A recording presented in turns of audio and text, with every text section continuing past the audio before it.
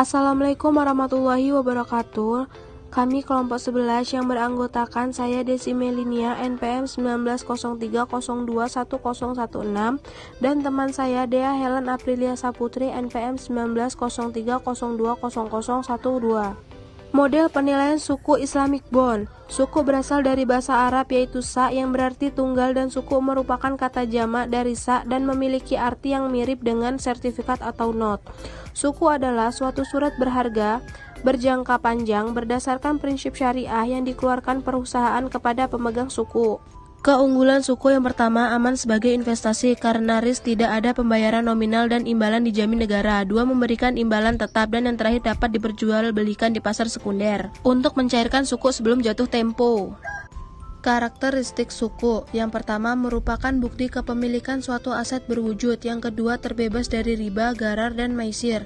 Yang ketiga, memerlukan underlying aset. Yang keempat, penggunaan prosedur harus sesuai prinsip syariah.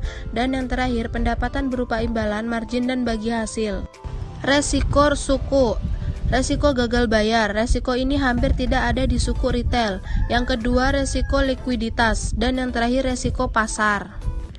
Cara investasi suku. Yang pertama, buka rekening dana bank umum dan rekening surat berharga. Yang kedua, sediakan dana sesuai jumlah pesanan pembeli. Yang ketiga, isi formulir. Dan yang terakhir, penjatahan dan settlement menunggu hasil penjatahan dari pemerintah.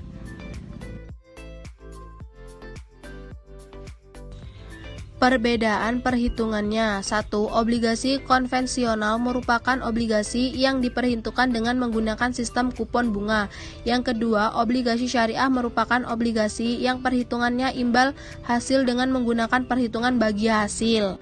Jenis-jenis suku yang pertama adalah suku mudharabah. Akad mudharabah adalah akad kerjasama antara pemilik modal atau investor dengan pengelola dengan memperhatikan substansi fatma. Yang kedua adalah suku ijaroh. Suku ijaroh adalah suatu jenis akad untuk mengambil manfaat dengan jalan pergantian. Selanjutnya, biaya modal. Biaya modal memperoleh dana baik yang berasal dari hutang, saham biasa maupun laba ditahan untuk mendanai suatu investasi. Modal rata-rata tertimbang dan hal merupakan suku bunga hutang.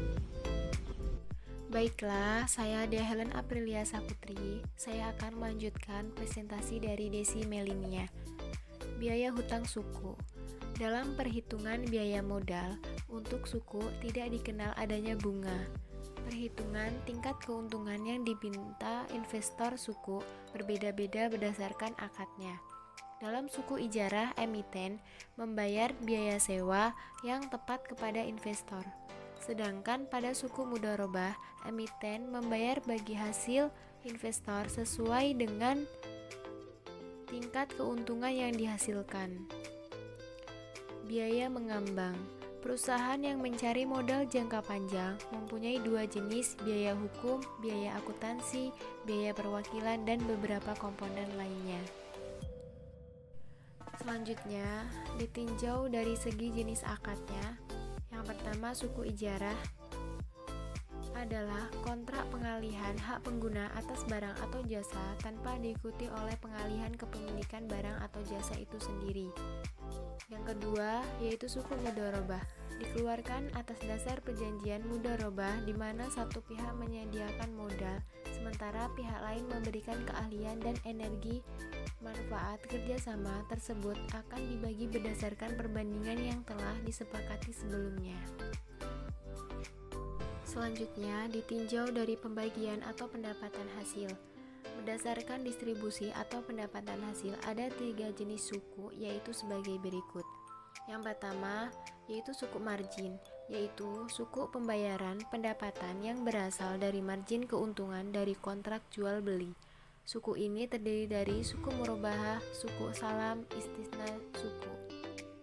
Yang kedua, suku fee, yaitu suku yang pembayarannya pendapatannya tetap karena berasal dari pendapatan tetap dari sewa atau biaya, yaitu suku ijarah. Yang ketiga, yaitu suku bagi hasil. Suku yang pembayaran pendapatannya didasarkan pada bagi hasil dari hasil yang diperoleh dalam menjalankan bisnis yang didanai, yaitu suku mudharabah dan suku musyarakah. Karakteristik suku.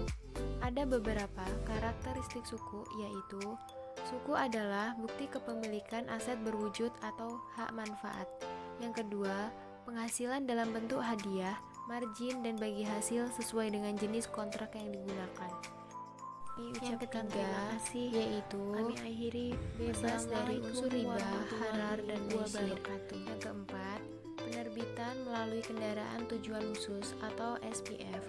Yang kelima, membutuhkan aset dasar atau underlying asset. Yang keenam, penggunaan dana sesuai dengan prinsip syariah. Sekian presentasi dari kelompok kami. Kami ucapkan terima kasih.